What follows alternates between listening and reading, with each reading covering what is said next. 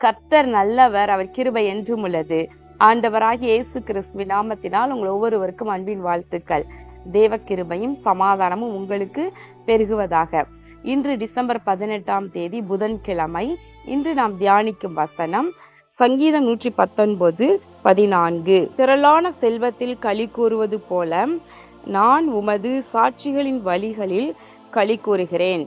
இங்கு சங்கீதக்காரன் சொல்லுகின்றார், திரளான செல்வங்கள், அதாவது நல்ல ஆசீர்வாதங்கள், செல்வாக்குகள், ஐஸ்வர்யங்கள் இவையெல்லாம் மிகுதியா இருக்கும் பொழுது ஒரு சந்தோஷம் எல்லாருக்குள்ளேயும் வருவது போல, ஆனா அதை காட்டிலும் உமது சாட்சிகளின் வழிகளில் நான் சந்தோஷப்படுகிறேன் என்று சொல்லி சங்கீதக்காரன் சொல்லுகின்றார். சாட்சிகளின் வழிகள்னா என்ன? நம்ம சங்கீதக்காரனுடைய காலத்துல இயேசு மகாராஜா பூமிக்கு மானிடராக வரல.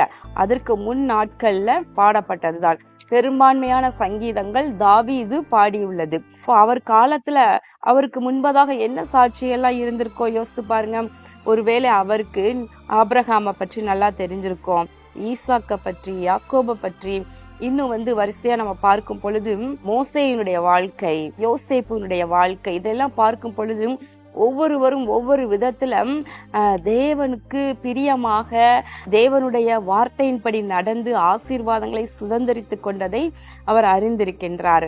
யோசேப்பு பார்க்கிறோம், அவர் அந்நிய தேசத்துல தன்னுடைய பரிசுத்தத்தை காத்து கொள்வதில் எவ்வளவு கஷ்டப்பட்டாலும் அதை காத்து நின்றதையும் அதனால் ஒரு பெரிய உயர்வை அடைந்ததையும் ஒரு பெரிய சாட்சி தான். இப்படி அநேகத்தை அவர் பார்த்திருப்பார். இன்றைக்கு நம்ம கையில முழு வேதாகமும் இருக்குது. வேத முதல் பக்கத்துல இருந்து கடைசி பக்கம் வரைக்கும் நம்ம நல்லா வாசித்து பார்த்து நம்ம அறிந்து கொள்ளுகின்றோம்.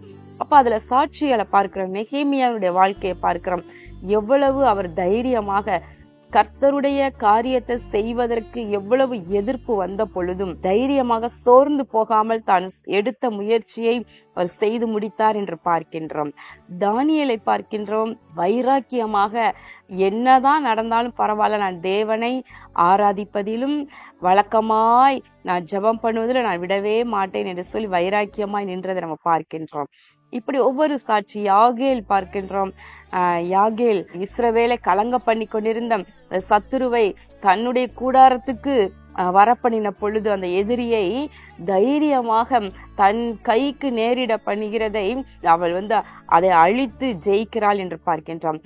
அப்போ இதையெல்லாம் பார்க்கும் பொழுது நமக்குள்ள ஒரு சந்தோஷம். இப்படிப்பட்ட ஒவ்வொரு சாட்சிகளையும் பார்க்கும் பொழுது இன்றைக்கு நம்ம விசுவாசம் பெருகுகின்றது.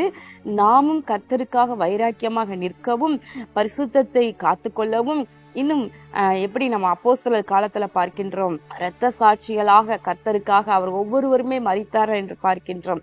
அப்ப பாருங்களேன், நமக்கு நித்திய ஜீவன் உண்டு. இந்த உலகத்தின் வாழ்க்கைக்கு பின்பு ஒரு பெரிய நம்ம நித்தியமாய் வாழப் போகின்றோம். அப்போ ஒரே ஒரு வாழ்க்கை, இயேசுவுக்காக வாழ்வது, கிறிஸ்துவுக்காக நிற்பது என்பதுல நம்ம மனதிடனோடு இருக்க நம்ம பழகி கொள்ளுகின்றோம், நம்ம கற்றுக்கொள்ளுகின்றோம். அப்போ நாமும் கூட அந்த சங்கீதக்காரனை போல சொல்லலாம், திரளான செல்வத்திலே களி கூறுவது போல ஒரு சாட்சிகளின் வழிகளில் களி கூறுகிறேன் என்று சொல்லி கண்களை மூடி ஜெபம் பண்ணுவோமா?